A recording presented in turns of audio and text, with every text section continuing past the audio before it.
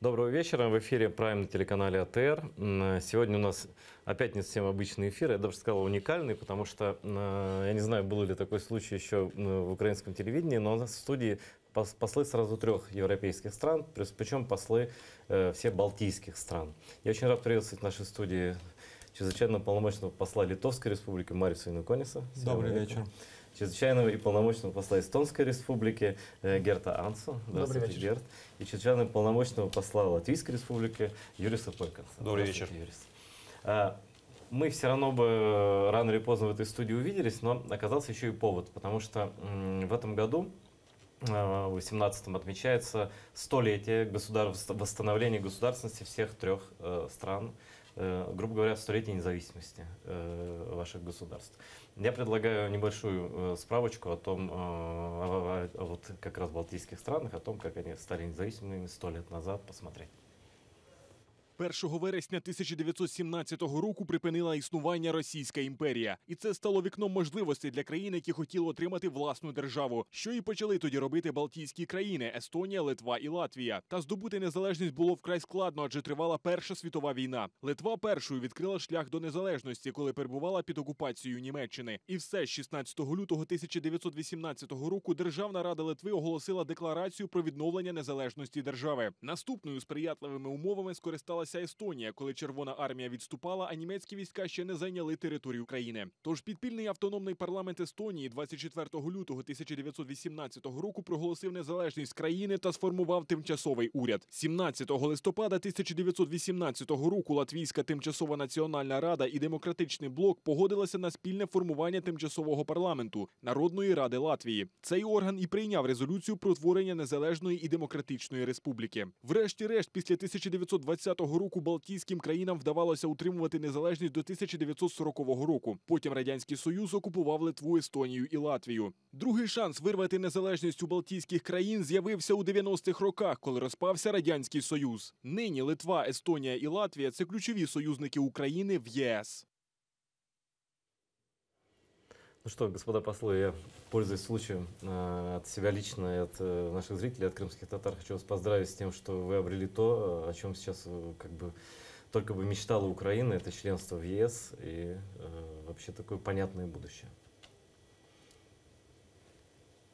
Я предлагаю начать разговор, конечно же, хотелось бы поговорить только о хорошем, но все-таки я не могу вам задать вопрос, не задать вопрос о том, что произошло сегодня в Украине. Я не знаю, насколько вы можете высказывать позицию как дипломаты, но все-таки какова позиция Европы в ситуации с Саакашвили, который сегодня был депортирован в Варшаву? Позиция ваших стран, ваших правительств? Это очень свежее событие, и у нас пока еще позиции нету. Самое главное, что все произошло бы по законам Украины, но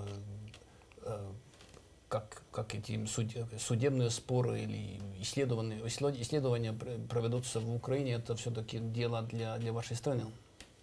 Да, это, наверное, займет некоторое время, чтобы проанализировать это событие, и украинские структуры говорят, что они действовали по законам. Мы надеемся, что так все и было. Но я могу только согласиться с коллегами. Я думаю, что это внутреннее дело Украины. И ощущение, что к этому в определенном смысле шло. И понятно, что очень важно, чтобы права господина Саакашвили тоже были защищены. Конечно. Но понятно, что юридической базы уже оставаться в Украине на сегодняшний момент у него уже не было. Скажите, вы знаете законы ЕС, есть ли возможность у Михаила Саакашвили оспаривать решения украинских властей в европейских институциях? Может, Совет Европы, но это не совсем европейская институция. Что касается Европейского Союза, я имею в виду суды, может быть, по правам человека. Да? Теоретически, наверное, можно, может быть, и можно практически, но все-таки, та ситуация, которая сложилась, наверное, больше вопрос Михаил Саакашвили и Украина. Я не знаю, что бы суд в Страсбурге мог по этому вопросу решить. И суд в Страсбурге обычно не принимает решения по каким-то конкретным делам, но они рассматривают, была ли соблюдена процедура и так далее. То есть, ну, наверное, и, конечно, это всегда очень долгий процесс. То есть мы тут бы не увидели решение очень быстро. Но то, что он был депортирован в Польшу, это согласно законам Евросоюза. Ну, как мы и говорили, наверное, еще тяжело так сразу давать оценки. Нет, именно в Польшу, Марис, Да. я вот что имею в виду. Потому что он въехал последний раз из Польши, да? Поэтому его в Польшу депортировали. Да, как мы понимаем, что украинские структуры как бы руководствовались именно этим фактом. А интересно, Украина, ну, точнее, отозвала гражданство и не дала защиту как человеку без гражданства. А в Европейском Союзе он сможет просить в какой-либо стране, где он захочет, наверное, статус беженца или какой-то еще статус, поскольку у него уже ничего нет, как понятно сейчас.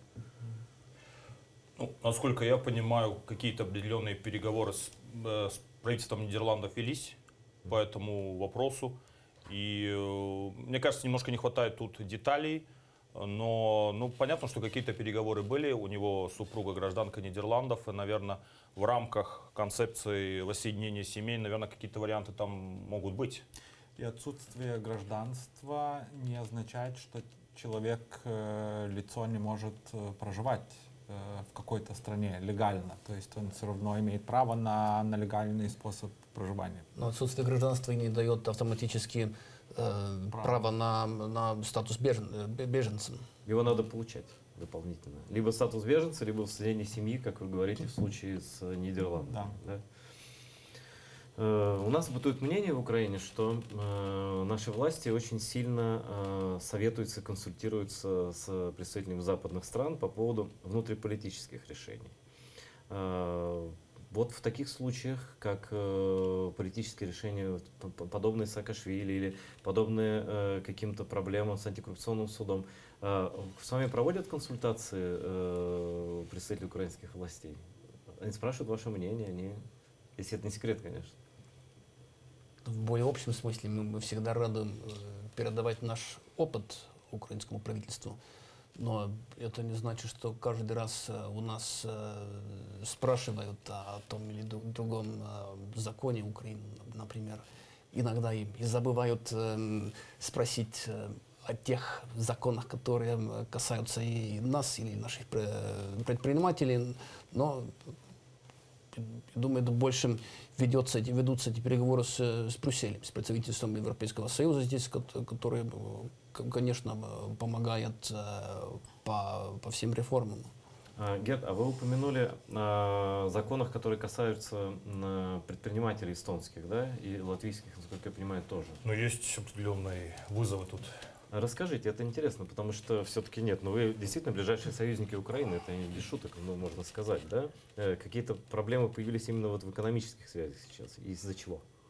Я не думаю, что там какие-то проблемы сегодня появились, но ну, вы сами видите определенные те вызовы, с которыми сталкивается украинская судебная система. Наверное, наши страны не уникальны. Много посольств европейских союзов сталкиваются с такими странными решениями судебной системы Украины, которая, конечно, не создает очень хорошую ситуацию для латвийского бизнеса. У нас есть определенные случаи, мы не хотим их драматизировать, но они есть, где много лет нету никакого решения по этим вопросам. Но, наверное, это не проблема только Латвии, Литвы, Эстонии. Об этом очень много говорит Европейский Союз и США. Все хотели бы видеть улучшения и в судебной системе, чтобы бизнес-среда улучшалась. Ну, мне кажется, это такая общая наша заинтересованность, но есть какие-то вопросы, какие-то проблемы, которые не пришли сегодня. И что вся эта история, конечно, показывает очень хорошие отношения между нашими странами и Украиной, так как мы смогли решить эту проблему, что Эстонию и Латвию включили в список стран, где очень низкий уровень налогов. Мы смогли решить эту проблему за 1 месяц. Это покажет, что все-таки все проблематические вопросы мы сможем решить. Да, Ну я да. тоже согласен с этим, что, конечно, вопросы, они возникают, одни или другие, и в том числе, наверное, мы думаем по вине украинских институций, но действительно существует достаточно большая открытость. И То есть мы диалог можем- всегда есть, если какие-то Диалог происходят всегда случаи. присутствует. На самом высочайшем уровне. У нас, кажется, есть звонок. Мне редактор говорит: здравствуйте, вы в эфире. Добрый Представляйтесь, вечер. пожалуйста, представляйтесь и задавайте ваш вопрос. Это я с Херсонской области. Я в свое время служил в Прибалтике, в Лиепае. Это было 40 с лишним лет назад. И знаете, есть там такой был институт «Красные латышские стрелки». Это же в этом году будет столетие с независимостью стран Прибалтики, если я не ошибаюсь.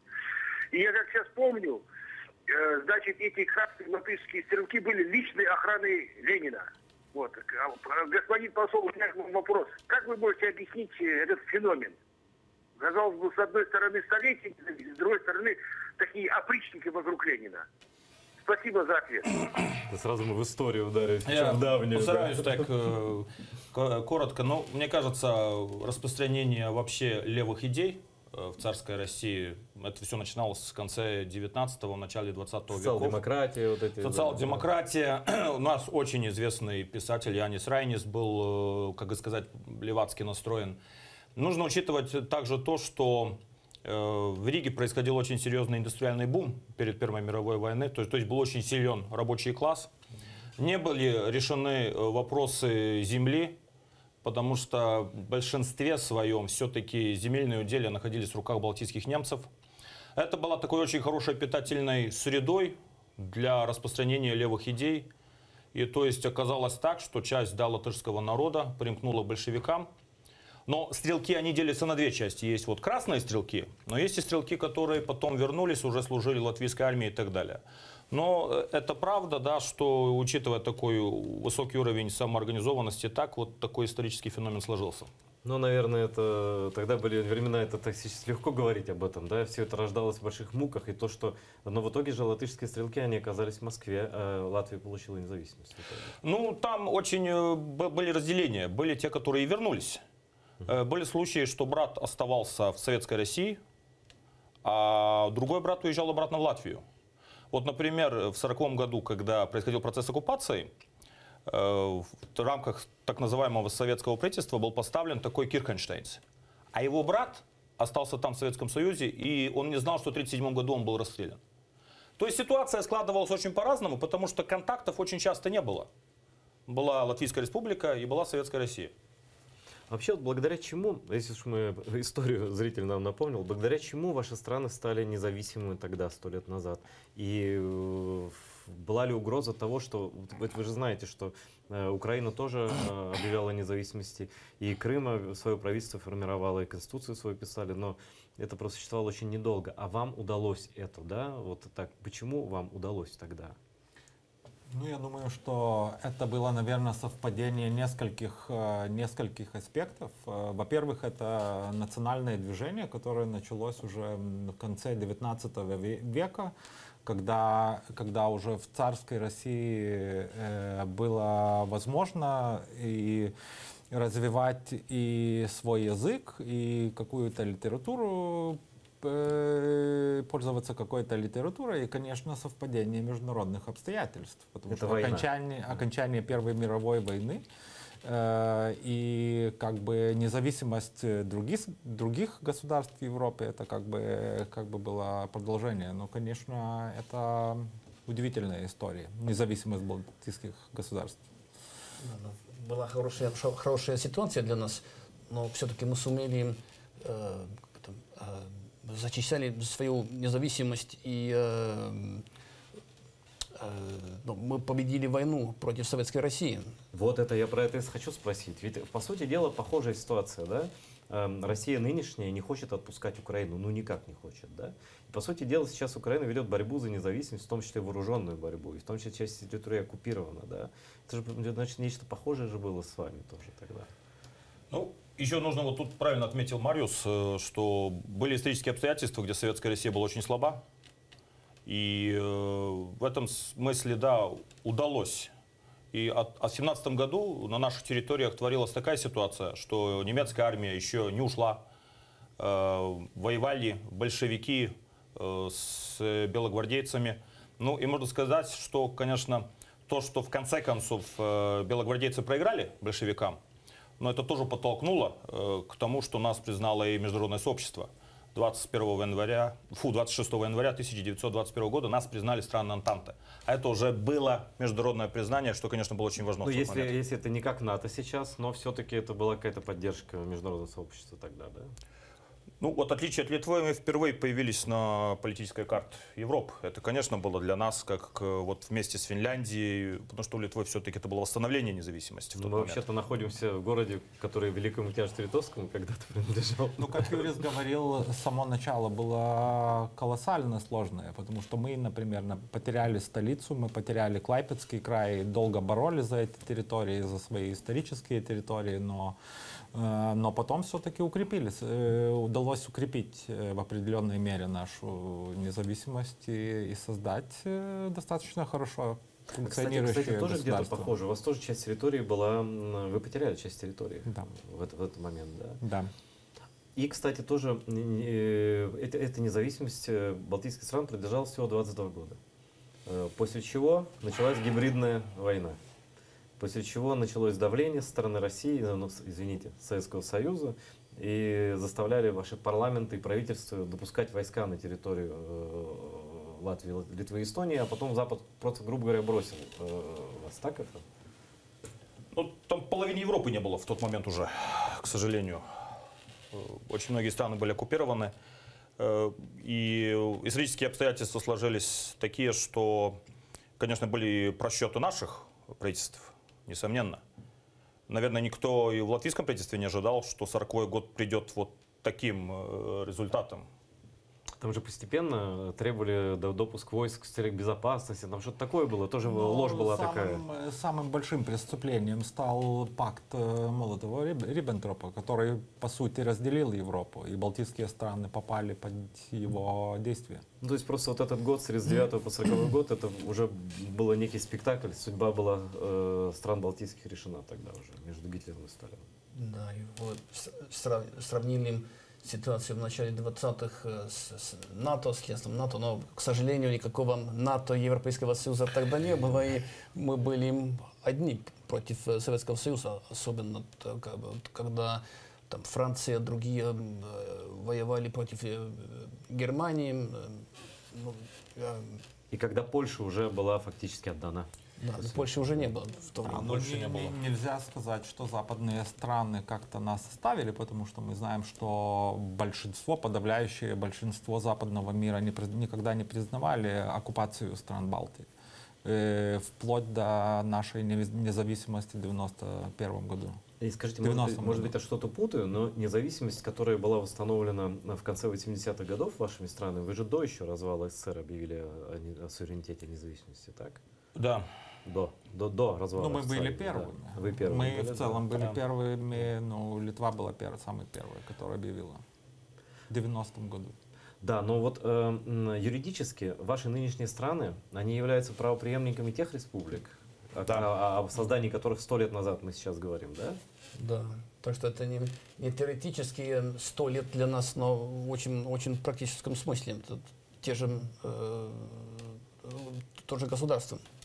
Вот такой вопрос, чисто предположительный, я думаю, что даже дипломаты могут на это ответить. А как вы думаете, может быть, Украине стоило с началом своей государственности не быть правопреемником Украинской СССР, республики, а стать правопреемником той республики, допустим, там УНР, которая в 1918 году была уничтожена? Но даже у нас были споры. И Украина намного меньше была самостоятельной, независимой, так что для вас это было бы труднее, я думаю. И особенно все-таки Украина была важнее в Советском Союзе, Украина была членом ООН, но ситуация была немножко иным, чем у нас. Я думаю, тут правильно Мариус тоже отметил, что у нас все-таки было в европейских странах было понимание, что мы отличаемся кардинально от других в то время республик Советского Союза. То есть мы восстановили независимость, мы получили обратно, например, предвоенные посольства.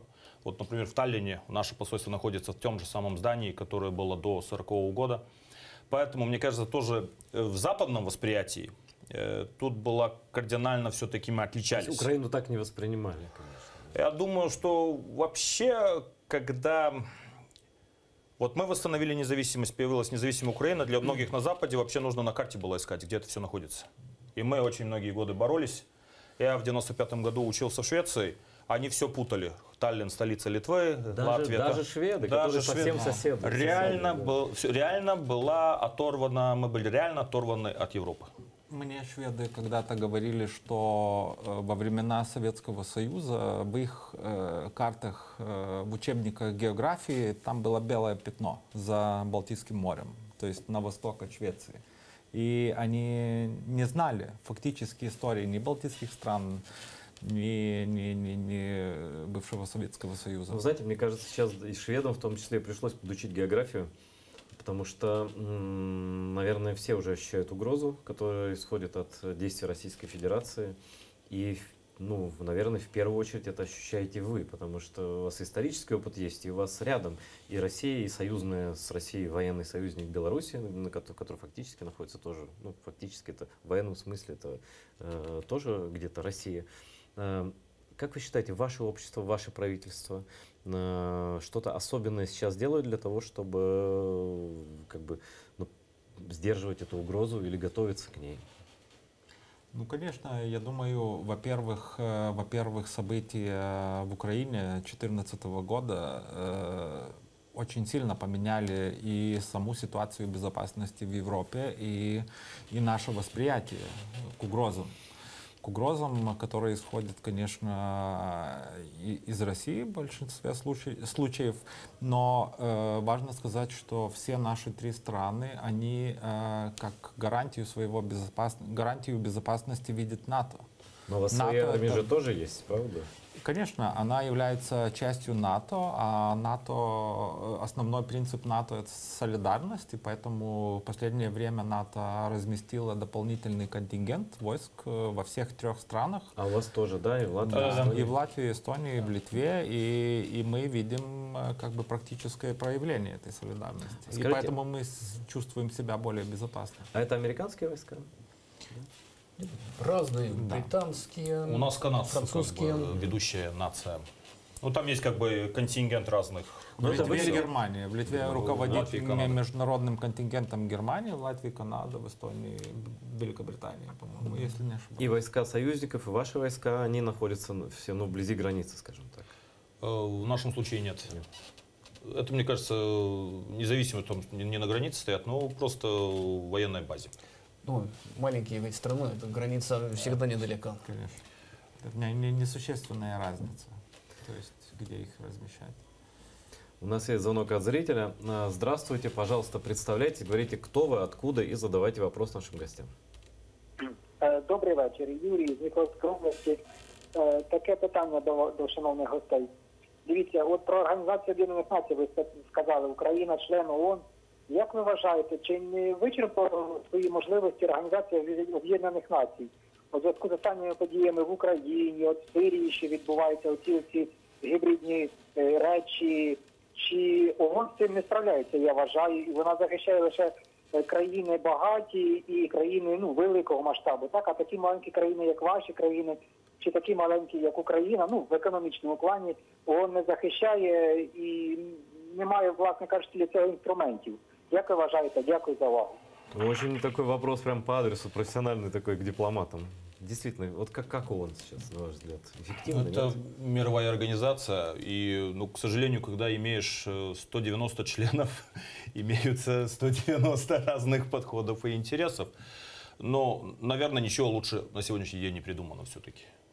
Но вы же были одними из тех стран, кто сразу все резолюции по Украине поддерживал и продвигал. Вы же даже были инициаторами этих резолюций, да? Я благодарен зрителю за вопрос, потому что, я думаю, вопрос очень правильный. Мы все хотим, чтобы международное право, международная система, международная вернее, система международного права работала как можно эффективнее. Конечно, мы все хотим, что и Объединенные Нации работали более эффективно как организация, но именно вот то, что вы сказали, что тогда, когда были ответственные моменты во время аннексии Крыма, во время агрессии против Украины, Совет Безопасности, он и Генеральная Ассамблея принимали правильные решения. Ну, другое дело, что инструментов принуждения нет в данном случае.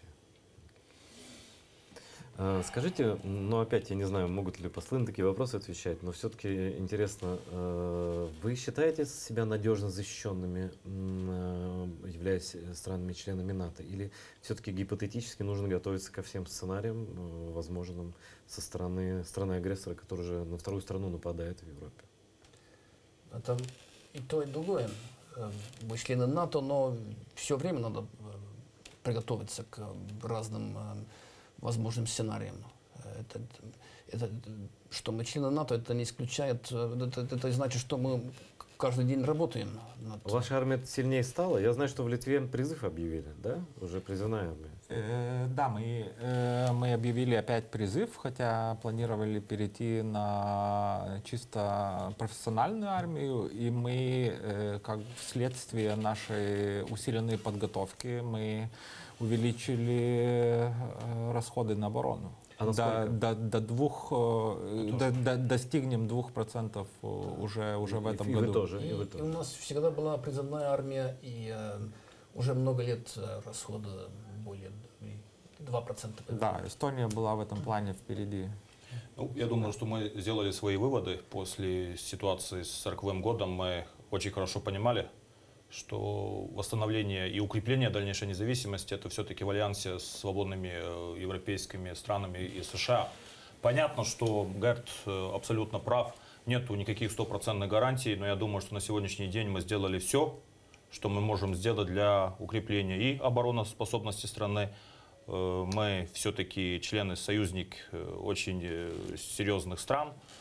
То есть в этой ситуации отношения с Россией были и остаются сложными.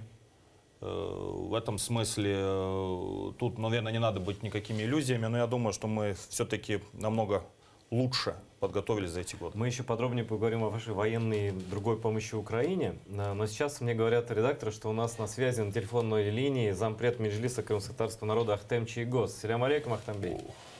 Алейкум селям. Хош келдинез, добро пожаловать. Вот, обратиться к нашим послам, к нашим друзьям, друзьям Украины, друзьям нашего народа. Хочу, чтобы мы вспомнили, и от имени крымских татар хочу вас поблагодарить. С первых дней оккупации наши друзья находились с нами и день, и ночь, в частности в Бахчисарае. Объезжали все наши самострои, где сотнями находились, семьями, с детьми наши соотечественники, и от них ждали поддержку, мы эту поддержку получали и сейчас получаем. Сейчас мы в рамках мероприятий 26 февраля обсуждали, сегодня составляли план проведения мероприятий. Для нашего народа 26 февраля это как красная черта. Вот той борьбы, вот тех новых реалий, вот того бандитского нападения, которыми свидетелями, непосредственными свидетелями вместе с нами были в том числе ваши послы, находящиеся в те тревожные дни с нами. Спасибо вам. Спасибо, Ахтем Ага, что сегодня вы нам позвонили. помогаете на международном уровне. Спасибо, что позвонили. Ваше мнение важно. Действительно, это любой крымский татарин может сказать, и любой украинец тоже, что вот, по крайней мере, знаете, вы те страны, на которые мы как бы всегда можем рассчитывать. Да, пусть вы не огромные, вы не Германия, не США, не Британия, но все-таки что можете, вы делаете. Я хотел бы сказать, в чем выражается, вот сейчас просто, ну, начнем, не знаю, там, с Литвы, допустим. В чем выражается помощь Литвы, Украине и экономическая, и военная? Чем вы занимаетесь? Ну, мы действительно все не такие большие страны, и у нас нету столько ресурсов, чтобы мы могли предоставлять какую-то очень масштабную помощь Украине. Но я думаю, что самое главное — солидарность. И действительно в 2014 году у нас и государственные структуры, и общество мобилизировалось. И поднялась такая волна солидарности с Украиной. У вас волонтеров много, кстати. Да, это очень важно подчеркнуть, что в этот процесс предоставления помощи включились не только государственные структуры, но и волонтеры, но и общественные организации, которые до сих пор привозят гуманитарную помощь и гражданским, и военным, которые находятся в зоне АТО. И мы очень сильно активизировали вместе с союзниками по НАТО сотрудничество с вооруженными силами Украины. Тут работают наши инструктора и много другой помощи мы предоставили. Это обучение модернизации армии, правильно понимаю? Да, это обучение украинских офицеров по стандартам НАТО. Да. Вы, Герд? У нас то же самое. Наши инструктора были здесь, в Украине. В этом году в военной сфере, я думаю, самое главное, украинские офицеры будут учиться английскому языку в Эстонии, например. И что еще? Украинские раненые солдаты лечатся, да, в Эстонии, например, тоже. У вас, кстати, достаточно мощная украинская диаспора там, я, насколько помню, в Таллине. Да, да. Там в центре у них и центры культурные, там и... Да, очень активные люди, да. Ну, мне кажется, мы все работаем где-то по похожим направлениям. А касательно большие или маленькие страны, я помню, что в начале 90-х годов мы ценили поддержку с каждой страны. И вот, например, большую роль сыграла, например, та же самая Исландия, небольшая страна, которая сильно продвигала наши интересы. И я думаю, вот параллельно то, что Мариус с Гертом говорили, я все-таки думаю, у нас очень тесные политические связи, высокий уровень все-таки доверия. И плюс мы можем положиться друг на друга в международной арене, потому что, конечно, сегодняшний день для Украины очень важно, чтобы все-таки эта поддержка не ослабевала. Чтобы санкционный фронт не ломался. И у нас все-таки есть возможность и в рамках Европейского Союза, и НАТО разговаривать с своими коллегами, партнерами, союзниками. То есть я даже думаю, что это на сегодняшний день, может быть, играет самую большую роль. Хороший пример. Когда мы были председателями Европейского Союза, три провелись встречи на высочайшем уровне стран Европейского Союза и Восточного партнерства, например. Это в период Эстонии, когда в период Эстонии и Латвии. И в Латвии саммит в да. Вильнюсе тоже был саммит Восточного партнерства. Да. И я думаю, что из-за исторического и географического опыта мы восприняли угрозу безопасности Украины как угрозу безопасности всему региону и Европе. И мы как никто лучше понимаем из своего исторического опыта. Я думаю, что ваша еще огромная роль в том, что вы даете понять европейцам, которые даже чуть от границ наших стран, да, уже не очень хорошо понимают вообще, какие реалии здесь. И то, что вы с западными партнерами, с более западными партнерами общаетесь, тоже важно, потому что это не мы говорим, это говорите вы, члены ЕС и так далее. Но, кстати, не могу не спросить насчет Минских соглашений. В какой слышим разные оценки, что они вообще не выполняются со стороны России. МИД, по-моему, сегодня Украина заявил, что вообще никаких подвижек нет. Какова ваша оценка состояния Минских соглашений и перспектив урегулирования, о которых много говорят, но пока ничего не сделано? Ну, конечно, не выполняются. Я думаю, все об этом знают, но другого выбора сегодня у нас и нету. У нас нету какой-то уникальной отдельной позиции по этому вопросу. То есть мы активно координируем свои действия, консультируемся опять со своими союзниками. Я думаю, что несмотря на все, это все-таки есть какая-то платформа общения. Ну и, наверное, если удается с полена привести хоть каких-то украинских граждан, если этому Минская платформа помогает, ну, наверное, лучше иметь какую-то платформу, чем ничего не иметь. Да, наверное, это самое яркое достижение за последнее время, и в гуманитарном плане это очень важно, что были освобождены украинцы из плена.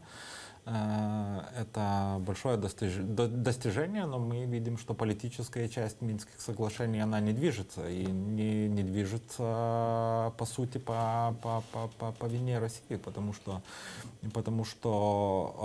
во-первых, нужно обеспечить безопасность и прекратить обстрелы.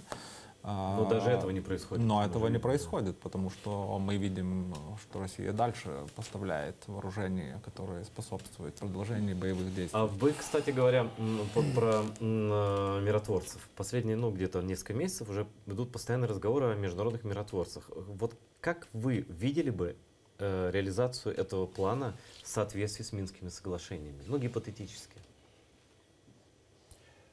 Я думаю, что выполнение Минских соглашений должно вывести к восстановлению территориальной целостности Украины. То есть контроль Украины за это, наверное, самая главная цель. И понятно, что если мы, например, эти миротворцы стоят только на линии разграничения, наверное, это не приведет к разрешению этого конфликта, а к консервации этого конфликта. То есть, если мы говорим о такой серьезной миссии, оно, конечно, должно затрагивать элемент границы Украина-Россия. Вы, Герт? Да, конечно, это миротворческая миссия должна работать на территории, на всей оккупированной территории, да, иначе не было бы смысла и на границе. Но сегодня это трудно себе представить, что мы можем найти такое решение. А вы, Марис, верите, что возможно такое решение? Я думаю, я полностью согласен со своими коллегами, потому что мы руководствуемся теми самыми принципами, что миротворцы, они должны быть на всей территории Украины, то есть включая и отрезок границы между Украиной и Россией. Это очень важно, но мы пока не видим серьезного продвижения по этому вопросу. Окей, перейдем немножко к более приятной теме. Не знаю, с вашей стороны, наверное, тоже приятная, про безвизовый режим, который уже достаточно давно действует. Мы как бы уже все время так жили, да? Во-первых, наверное, ваших сотрудников можно поздравить, у вас работы меньше стало с визами, да? Да. Это привело к потере рабочих мест в посольстве? Скоро будем терять рабочие места, я думаю, да. Пока что еще не у всех граждан Украины биометрические паспорта, так что есть еще работа, и в том числе из-за того, что довольно многие украинцы приедут на работу в Эстонию или учиться. Вот я как раз об этом хотел спросить. Вы чувствуете, как изменился поток граждан украинских на примере ваших стран? Я не знаю, студенты, рабочие? Да, мы это четко чувствуем. Последние годы действительно очень активно увеличивается количество украинцев, которые приезжают на работу, в Литву в частности. Также увеличивается и количество студентов. Сейчас в литовских вузах учатся примерно 400 украинских студентов на данный момент, но миграция рабочей силы растет очень большими темпами, я могу сказать. У вас тоже в Эстонии, в Латвии? Мне кажется, тенденция похожа. У нас украинцы занимают 8-е место по студентам, немножко меньше, чем в Литве, где-то 250. И, конечно, мы ощущаем, особенно летом, на сельхозработы выезжают люди из Украины. И я уже слышу, что украинцы, работающие в Литве, и в Латвию едут и так далее. То есть это определенно где-то логический процесс. И вот мы видим, наверное, все-таки не сравнить это с Польшей. Наверное, то, что мы имеем. Конечно. Но понятно, что у нас не хватает рабочие руки, и вот это так и происходит, да. Да, и действительно я могу добавить, что в Литве украинцы составляют 70% сейчас всех иностранцев, работающих в Литве, и наши работодатели довольны, они заинтересованы в поиске рабочих рук, которых в Литве не хватает. То есть я хотел уточнить вопрос, да. Это хорошо или плохо для вас? Я имею в виду? Да. Хорошо, конечно.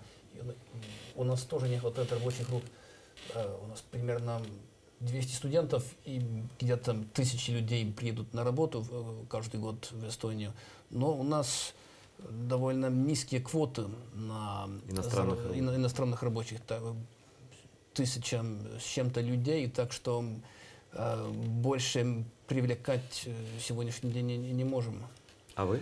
Это частично уже и в Латвии внутриполитический вопрос. Вопрос, либерализовать ли миграционное законодательство или нет. Все-таки, особенно Эстония и Латвия, ну, в эти 50 лет у нас этнический состав настолько сильно поменялся, что это сегодня в определенном смысле и чувствительный вопрос. Да, как бы необходимо рабочие, а с другой стороны все-таки есть какие-то определенные... Ну и, конечно, политические партии имеют разные взгляды на эти вопросы.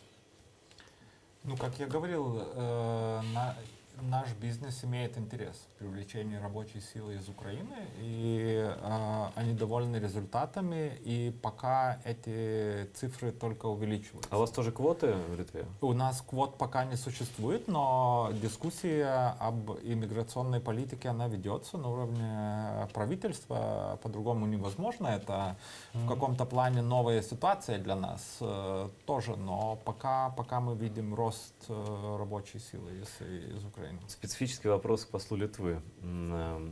Что вы можете сказать по ситуации с машинами? Извините за вопрос, но интересно узнать мнение именно представителей Литвы, потому что мы знаем, что в основном это машины на литовских номерах. Ну, я думаю, это выражение свободы передвижения и свободной торговли, потому что каждый человек, вне зависимости, он литовец или иностранец, он имеет право купить автомобиль в Литве и его вывести через границу, и тогда уже все зависит от законов принимающей страны. Ну, вернее, той страны, в которую он въезжает. И это уже как бы больше вопрос украинской ответственности. Да, конечно, мы готовы предоставить сотрудничество и консультации в этом вопросе, то есть поделиться, как работает наша система регистрации и в каких-то вопросах мы можем помочь украинским структурам вот в этой сфере, но это в первую очередь вопрос ответственности украинских.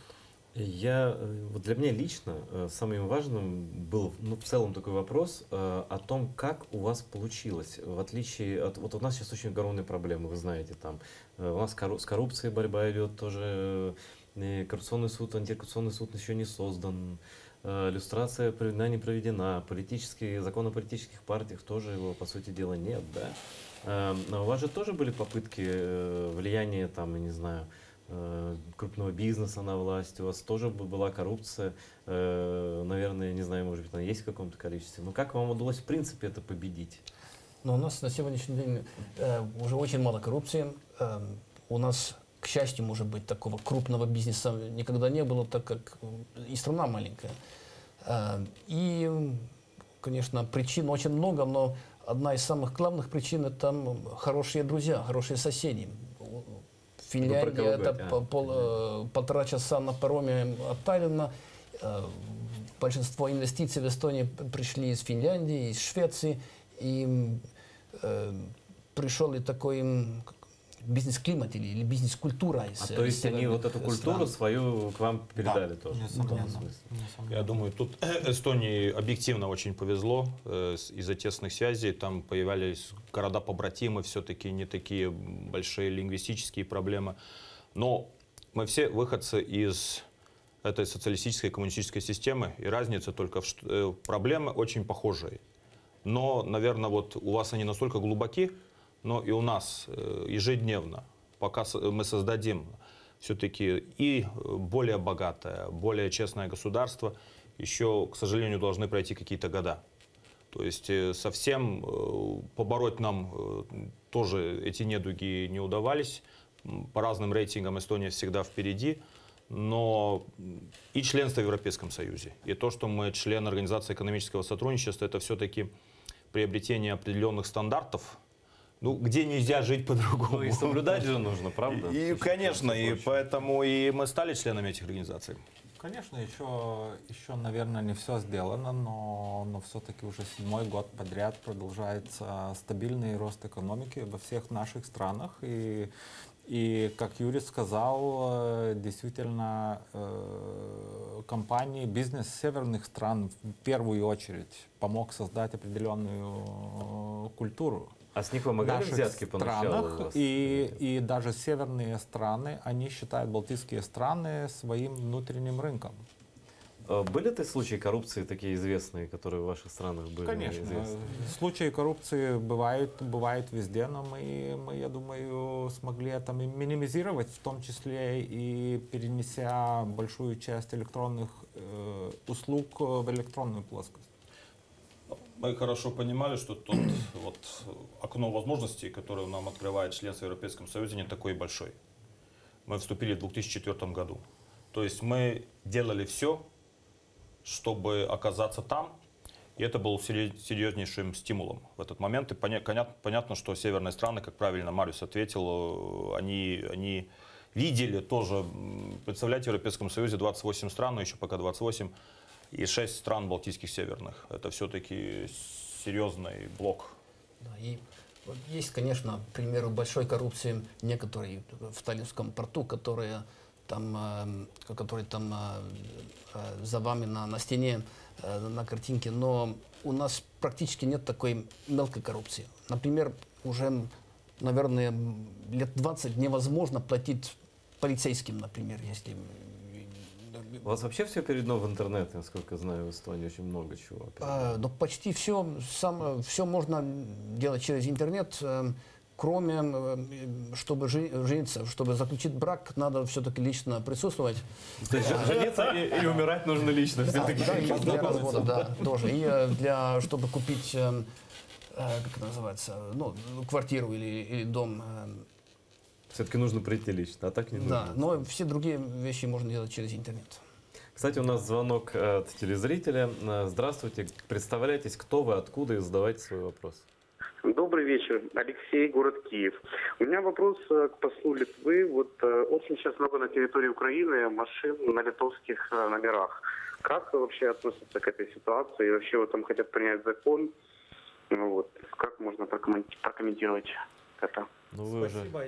Я думаю, мы уже затронули этот вопрос немножко раньше. Как я говорил, мы готовы сотрудничать с украинскими партнерами в плане обмена информацией, то есть узнать некоторые обстоятельства или параметры тех машин, которые были куплены в Литве, но у нас не существует контроля вывоза этих машин через границу, потому что это свободная торговля, свободное передвижение, и как бы Литва не видит таких каких-то проблем в этом процессе.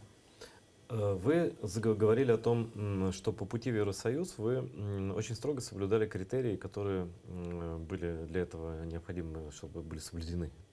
Вот как кажется вам? Кстати, недавно новость прошла такая, что в 2020 году будет рассмотрен вариант членства в ЕС для нескольких стран еще европейских, балканских стран. Но среди этих стран нет даже в качестве кандидата Украины. И насколько Украина сейчас стремится соблюдать те критерии, которые хотя бы позволят в будущем подать на членство в ЕС? В том числе, я имею в виду конкретно, это вопрос антикоррупционного суда, насколько он важен, вот эта борьба с коррупцией, причем с коррупцией, как я понимаю, не той, о которой Герд говорила, а коррупции такой серьезной и верховой. Это важно? Насколько важно? Очень, очень важно, конечно, не только для членства, которое, надеюсь, когда-нибудь в будущем, но и для более тесных связей, для финансирования Европейского Союза, для сегодняшнего дня это очень важно. Главное, чтобы в людях Украины укрепилась вера в правовое государство, вера в правосудие, в справедливое правосудие, и поэтому Евросоюз настаивает на создании антикоррупционного суда. То есть это существенно бы изменило ситуацию и создало целую систему независимых и прогрессивных правоохранительных органов. Сейчас мы имеем НАБУ, имеем специальную прокуратуру. Но нет полной цепочки, суда нет, не хватает Да, суда в да. системе. Ну, наверное, должно пройти какое-то время, потому что создание самого суда это еще не гарантирует очень большого успеха. Да. Но понятно, если Украина хочет двигаться в направлении Европейского Союза, ну, верховенство закона – это абсолютный приоритет номер один. Фактически без этого невозможен дальнейший прогресс. Если международные инвесторы почувствуют улучшение ситуации, вы автоматически увидите более позитивное отношение от отдельных также стран Европейского Союза. На сегодняшний день, я думаю, то, что продолжается процесс расширения, даже вот за счет стран Западного Балкана, я думаю, что это очень позитивный сигнал. Мы помним, что были высказывания и президента Еврокомиссии Юнкера, и были более даже скептические отношения. Что не надо больше, да. Что, может быть, не надо больше. Но мне кажется, все-таки будущее вот тех стран тоже с Европейским Союзом, и, наверное, для дальнейшей стабилизации это очень-очень важно. То есть это будет тоже очень хорошим примером в дальнейшем для Украины. Но сегодня вы имеете очень серьезный документ. Это соглашение об ассоциации между Украиной и Европейским Союзом. Такого соглашения у вас не было лет 5 назад. На сегодняшний день это реальная дорожная карта, через имплементацию которой вы можете надеяться на какие-то более позитивные отношения. То, что сегодня происходит дискуссия в Брюсселе и в столицах, там есть перспектива, нету перспективы. Я уверен, что перспектива есть. Просто очень часто внутриполитически тоже в странах Европейского Союза не хочется об этом говорить. Но если будет прогресс у вас дома, я думаю, что будет прогресс в ваших отношениях с Европейским Союзом. То есть это правильно я понял, что зависит это от нас уже? Насколько быстро мы будем, именно как очень хорошо сказал Юрис, как сказал, верховенство закона, да? Как бы, чтобы было понятно, что к этому идет все. Я полностью согласен с тем, что сказал Юрис. И действительно, это очень серьезный инструмент, имею в виду соглашение об ассоциации, который позволяет Украине двигаться, реально двигаться по пути интеграции в конкретных сферах с Европейским Союзом. И это делается, во-первых, для людей Украины, не для Евросоюза. И не надо нам слишком много говорить о перспективах, существуют они или нет. По договору Европейского Союза каждая европейская страна, которая выполняет критерии, может стать членом Европейского Союза. Это записано. То есть, в принципе, Украина может в любой момент подать заявку в ЕС, если она выполнит определенные критерии. Правильно? Если Украина станет такой реформированной, нормальной европейской страной, очень трудно будет отказаться. А скажите, а насколько важно, я насколько понимаю, сейчас не существует все равно договора ни о какой военной защите со стороны НАТО в отношении Украины. То есть формально Украина, Будапештский меморандум благополучно, так сказать, умер вместе с аннексией Крыма, что формально Украина защиты не имеет натовской, я правильно понимаю в данный момент? Да. И это тоже проблема. А что с НАТО? Что с Украиной-НАТО? Ну, я думаю, что западные страны, в НАТО в том числе, проявили достаточно большую солидарность и предоставили помощь Украине, в том числе и военную. Может быть, она не столь желанная, как в плане оборудования, но в плане экспертизы и обучения она огромная. Те же США, Канада, Великобритания, они предоставляют действительно большие объемы военной помощи. И так что я бы не сказал, что Украина оставлена один на один. То есть, конечно, Украина не является членом никаких военных блоков. Но мы знаем, что украинское руководство взяло курс на интеграцию в НАТО и сейчас пытается приблизить стандарты системы обороны именно к стандартам НАТО, и мы помогаем в этом. У нас осталось 2 минуты всего. Я хотел бы, конечно, услышать ваше видение того, что происходит сейчас в Крыму, что происходит с крымскими татарами, как к этому относятся ваши страны, ваше правительство, и вы лично. Ну, мы, наверное, об этом очень многократно говорили. Крымско-татарский народ – это часть европейского культурного наследия. И понятно, что права крымских татар должны быть защищены. То есть тут нету никаких двух мыслей. Но в данный момент как это выглядит? Вот, что, по вашей оценке, происходит сейчас в Крыму со стороны российских властей в отношении крымстатарского народа? Ну, что происходит, это грустно, конечно. Это грубое нарушение прав человека. Очень часто в Крыму. И так как Россия оккупировала и аннектировала Крым, другим странам очень трудно что-нибудь делать. Конечно, мы никогда не признаем оккупацию и аннексию. И мы за территориальную целостность и суверенитет Украины. Я об этом говорим каждый день у себя дома, в Брюсселе, везде. Вы, Марис? Конечно, мы очень обеспокоены тем, что мы слышим, какие сигналы приходят из Крыма о нарушении прав человека, и в том числе прав человека, прав крымских татар. Крымские татары нам исторически очень близкий народ, и это такая как бы дополнительная наша связь, но мы думаем, что это грубое нарушение международного права, и поэтому западное сообщество и мировое сообщество в целом, оно придерживается политики непризнания аннексии Крыма, и вы знаете, что действуют санкции по этому поводу из-за аннексии Крыма, и я думаю, что если такие факты будут, как бы их будет больше, я думаю, что реакция будет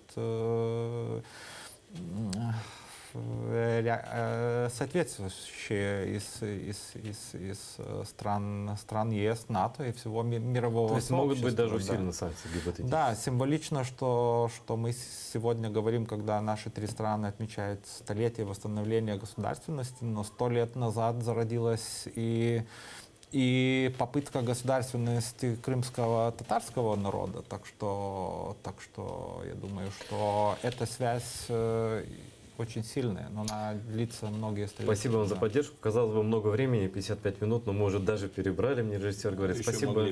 Еще могли столько же разговаривать. Спасибо большое. Еще раз спасибо за поддержку. Спасибо, что были с нами в студии. Послы наших дружественных государств Латвии, Литвы и Эстонии. Всего доброго, смотрите АТР.